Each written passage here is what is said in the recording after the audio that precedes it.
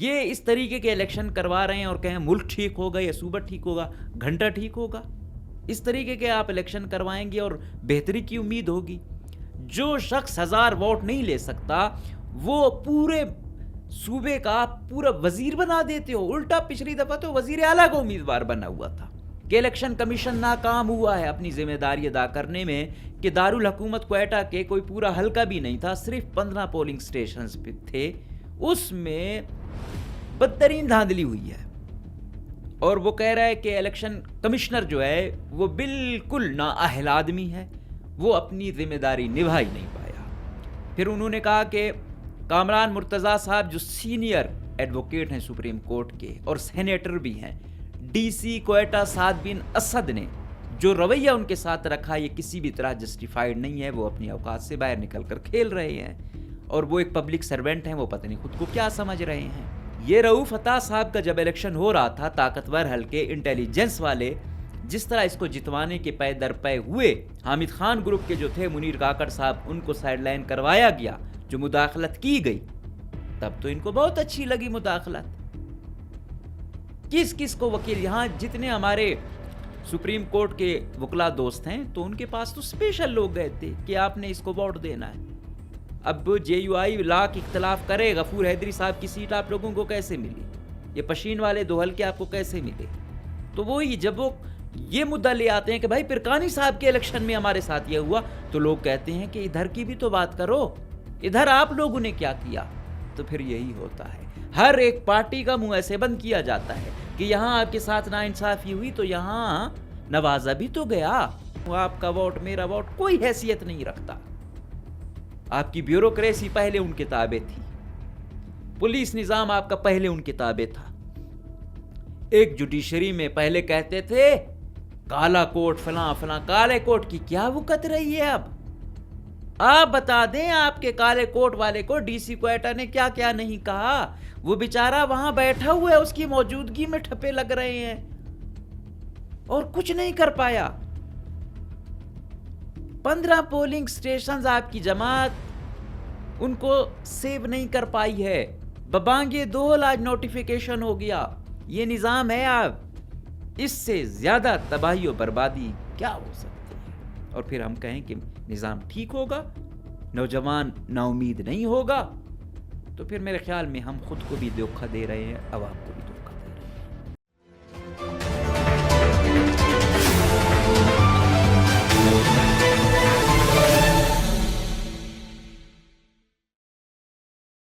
حضرت غالب نے کہا تھا کہ کی میرے قتل کے بعد اس نے جفا سے توبہ، ہے اس زود پشیماں کا پشیماں ہونا. السلام علیکم، مجھے کہتے ہیں مقبول احمد. آج ہم بات کریں گے کہ 5 جنوری 2025 کو صرف 15 پولنگ سٹیشنز پر ہونے والے متنازع ترین انتخابات. اس کے سلسلے میں جمعیت علماء اسلام نے آج پورے بلوچستان میں پہیہ جام ہڑتال کی کال دی ہوئی تھی اور اس کو کامیاب کرنے میں بھی غالباً کامیاب ہو گئے ہیں. انہوں نے ہر جگہ پہ دھرنا دیا ہوا ہے، لیکن وہ کوئی اثر اس نے نہیں دکھایا، کیونکہ تھوڑی دیر قبل ہی الیکشن کمیشن آف پاکستان نے علی مدد جتک صاحب کی کامیابی کا نوٹیفیکیشن جاری کر دیا. واضح رہے کہ مبینہ طور پر فارم 45 کے مطابق علی مدد جتک صاحب نے کوئی 716 ووٹ لیے ہیں اور عثمان پرکانی صاحب نے کوئی 5-6 ہزار کا ہندسہ بھی عبور کیا، اور ان کی پوزیشن کوئی دوسری تیسری بھی نہیں تھی، کوئی 6-7ویں نمبر پر تھے، لیکن موصوف لے گئے. سسٹم ہے. اس کے ساتھ دوسری بات کہ جمعیت علماء اسلام والے بڑا احتجاج کر رہے ہیں. جمعیت علماء اسلام پہ یہ ٹیگ ہے کہ پشین کی جو 2 سیٹیں اسپیشلی وہ انہوں نے بھی فارم 47 پہ لی ہیں. تو میں نے کل جب یہ پروگرام کیا تو وہ کہہ رہے تھے کہ یہ آپ یہ ذکر کر رہے ہو وہ نہیں کر رہے ہو. تو بھائی اب ایک کیس میں سینکڑوں اور تو نہیں لا سکتا، ٹائم ہی اتنا نہیں ہوتا ہمارے پاس. تو جو جہاں جہاں کسی کے ساتھ ناانصافی ہوتی ہے، ہماری نہ کسی سے دوستی ہے نہ کسی سے دشمنی ہے، جس کے ساتھ زیادتی ہو رہی ہو وہ چاہے ہمارا مخالف بھی ہو، ہم اس کے ساتھ کھڑے ہوتے ہیں. تو اس میں عثمان پرکانی کے ساتھ یہ ہو رہا ہے تو میں اس سے زندگی میں نہ ملاقات ہے نہ ملا ہوں، تو ہم جو دیکھتے ہیں وہی بولتے ہیں. تو یہاں اس کے ساتھ ناانصافی ہوئی تو میں کھل کے بولا اور بول بھی رہا ہوں، اور سسٹم آپ کو بتا رہا ہوں کہ سسٹم یہاں کیسے کام کر رہا ہے. یہ اس طریقے کے الیکشن کروا رہے ہیں اور کہیں ملک ٹھیک ہوگا یا صوبہ ٹھیک ہوگا، گھنٹہ ٹھیک ہوگا. اس طریقے کے آپ الیکشن کروائیں گے اور بہتری کی امید ہوگی. جو شخص 1000 ووٹ نہیں لے سکتا وہ پورے صوبے کا پورا وزیر بنا دیتے ہو. الٹا پچھلی دفعہ تو وزیر اعلیٰ کو امیدوار بنا ہوا تھا. تو کیا ہوگا؟ آج میں دیکھ رہا تھا کہ سپریم کورٹ بار ایسوسی ایشن کے جو صدر ہیں رؤوف عطا صاحب، جن کا تعلق جمعیت علماء اسلام سے ہے، بیسیکلی ہر بڑا وکیل کسی نہ کسی پارٹی سے تو انگیج ہوتا ہے. ان کی جو اہلیہ صاحبہ ہیں محترمہ شاہدہ رؤوف صاحبہ، وہ بلوچستان اسمبلی کی ایم پی اے ہیں، اور ابھی نہیں پچھلی دفعہ بھی وہ تھیں. ان کو باقاعدہ آشیرواد حاصل ہے JUI کا، پھر مولانا واسع گروپ کا خصوصی. اب آج انہوں نے جاری کیا کہ بھائی رؤوف عطا صاحب کو سپریم کورٹ بار ایسوسی ایشن کی جانب سے جو ایک نوٹیفیکیشن جاری ہوا ہے کہ رؤوف عطا صاحب نے بڑے کنسرن شو کیے ہیں کہ الیکشن کمیشن ناکام ہوا ہے اپنی ذمہ داری ادا کرنے میں، کہ دارالحکومت کوئٹہ کے کوئی پورا حلقہ بھی نہیں تھا، صرف 15 پولنگ سٹیشنز پہ تھے، اس میں بدترین دھاندلی ہوئی ہے. اور وہ کہہ رہا ہے کہ الیکشن کمشنر جو ہے وہ بالکل نااہل آدمی ہے، وہ اپنی ذمہ داری نبھا ہی نہیں پایا. پھر انہوں نے کہا کہ کامران مرتضیٰ صاحب جو سینئر ایڈوکیٹ ہیں سپریم کورٹ کے اور سینیٹر بھی ہیں، DC کوئٹہ سعد بن اسد نے جو رویہ ان کے ساتھ رکھا یہ کسی بھی طرح جسٹیفائیڈ نہیں ہے. وہ اپنی اوقات سے باہر نکل کر کھیل رہے ہیں، اور وہ ایک پبلک سرونٹ ہیں، وہ پتہ نہیں خود کو کیا سمجھ رہے ہیں. یہی چیزیں جب ہم پہلے کہہ رہے تھے، سعد بن اسد نے پہلے کتنوں کے ساتھ کیا، کوئی ایکشن نہیں لیا. اب سینیٹر کے ساتھ کیا. ایک سپریم کورٹ کے مانے تانے پاکستان کے 10 اچھے وکیلوں میں ایک نام کامران مرتضیٰ صاحب کا ہے. یہ DC، یہ بے لگام DC، اس کو بھی نہیں بخشا. کچھ نہیں ہوگا. کیوں نہیں ہوگا؟ یہی پوچھتا ہوں نا، یہ کیوں واردات جلی؟ یہ رؤوف عطا صاحب کا جب الیکشن ہو رہا تھا، طاقتور حلقے انٹیلیجنس والے جس طرح اس کو جتوانے کے پے در پے ہوئے، حامد خان گروپ کے جو تھے منیر کاکڑ صاحب، ان کو سائیڈ لائن کروایا گیا، جو مداخلت کی گئی، تب تو ان کو بہت اچھی لگی مداخلت. کس کس کو وکیل، یہاں جتنے ہمارے سپریم کورٹ کے وکلا دوست ہیں تو ان کے پاس تو اسپیشل لوگ گئے تھے کہ آپ نے اس کو ووٹ دینا ہے. تو بھائی جب آپ فارم اس انداز میں آپ کے لیے کمپین کی گئی ہو، اس بیس پہ آپ کو لے کر گئے ہوں، اور پھر ان کے جو مخالف تھے منیر کاکڑ صاحب، انہوں نے کیا الزام لگایا کہ بھائی یہی طاقتور حلقے، یہی اسٹیبلشمنٹ، یہ انٹیلیجنس والے، انہوں نے ہروایا، انہوں نے مداخلت کی. پھر یہاں تک نہیں ہوئی، بلوچستان بار کونسل کے جب انتخابات ہوئے وہاں پہ بھی یہ اداروں نے مداخلت کی. اب ان کی مداخلت الیکشن کمیشن تک نہیں ہوئی، وکلا کے الیکشن تک آ گئی ہے، صحافیوں کے الیکشن تک آ گئی ہے. تو بھائی کیا بات کرتے ہو؟ ابھی آپ یہ جاری کر رہے ہو، اس سے کوئی گھنٹہ فرق پڑے گا؟ DC یہ سب کچھ کس کی ایما پہ کرتا ہے؟ اس میں یہ دم کہاں سے آیا ہے؟ وہ یہی ہے، جب آپ پہ نوازشات ہوتی ہے نا، تو وہی نوازشات کرنے والے کل کسی اور پہ کریں تو پھر آپ کچھ بھی نہیں کر سکتے ہو. اب JUI لاکھ اختلاف کرے، غفور حیدری صاحب کی سیٹ آپ لوگوں کو کیسے ملی؟ یہ پشین والے 2 حلقے آپ کو کیسے ملے؟ تو وہی جب وہ یہ مدعا لے آتے ہیں کہ بھائی پرکانی صاحب کے الیکشن میں ہمارے ساتھ یہ ہوا، تو لوگ کہتے ہیں کہ ادھر کی بھی تو بات کرو، ادھر آپ لوگوں نے کیا کیا؟ تو پھر یہی ہوتا ہے، ہر ایک پارٹی کا منہ ایسے بند کیا جاتا ہے کہ یہاں آپ کے ساتھ ناانصافی ہوئی تو یہاں نوازا بھی تو گیا. یہ الیکشن ہے آپ کے، یہاں پہ رول آف لا نہیں ہے، رول بائی لا ہے. آپ کا سپریم کورٹ بار ایسوسی ایشن بھی 0 ہو گیا ہے، 0. کیا بات کرتے ہو؟ اور آپ لوگوں کو خود کیا ہے یہ 26ویں آئینی ترمیم کیا تھی؟ اب پتہ چلا 26ویں آئینی ترمیم میں نئے ڈھکوسلے کہ بھائی پہلے 3 سینئر ججز میں سے جو چہیتا ہوگا اس کو سپریم کورٹ کا چیف جسٹس بنائیں گے، پھر الگ سے ایک آئینی بینچ بنے گا. آئینی بینچ کا بھی سربراہ پھر اپنا ایک چہیتا. ابھی جو بھرتیاں ہو رہی ہیں نا, جو جج لگ رہے ہیں, رہی صحیح کسر یہ آخری پوری کر دیں گے نظام کی.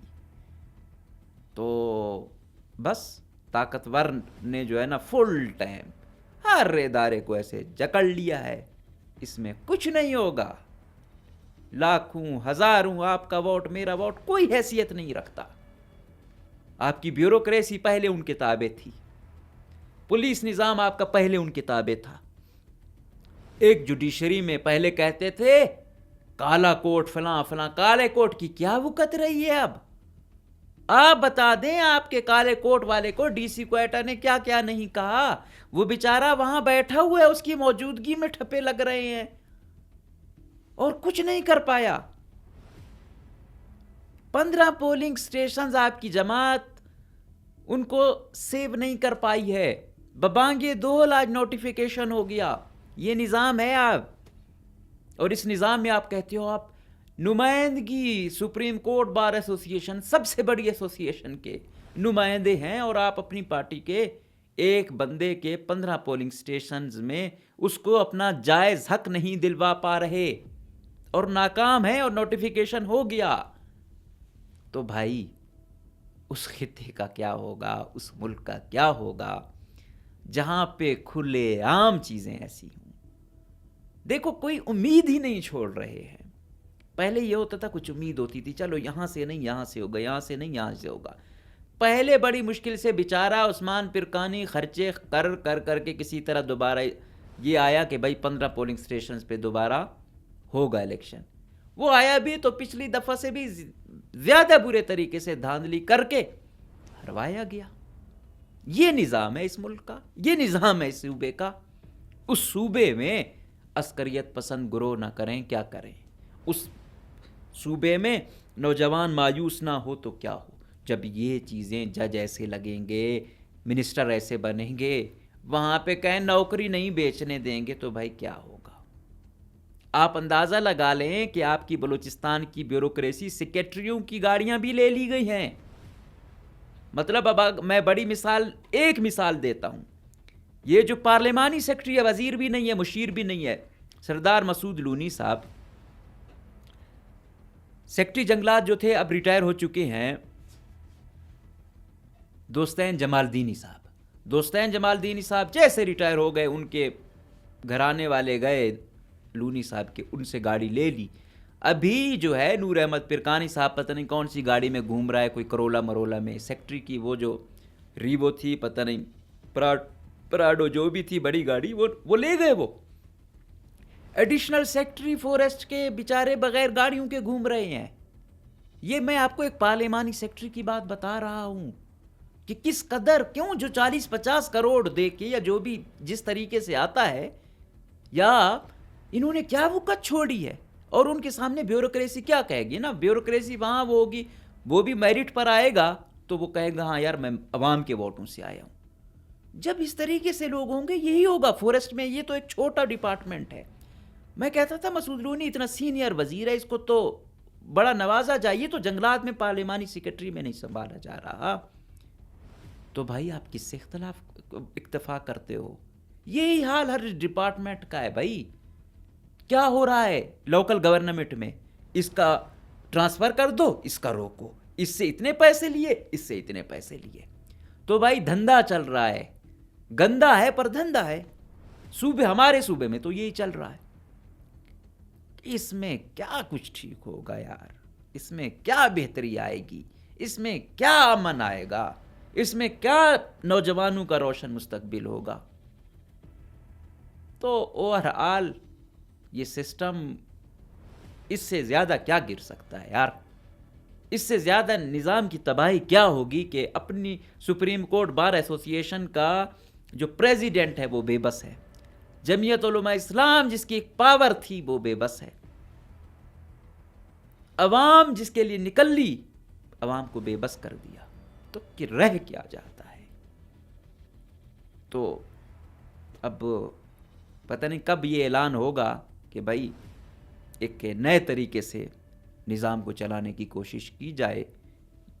اس طریقے سے سسٹم بیٹھ چکا ہے، اور میرے خیال میں حل ہی یہی ہے کہ ایک دفعہ یہ سسٹم مکمل بیٹھے، پھر دوبارہ نئے طریقے سے اٹھے تو اٹھ سکتا ہے، اس نظام میں زیادہ دیر تک نہیں چلا جا سکتا۔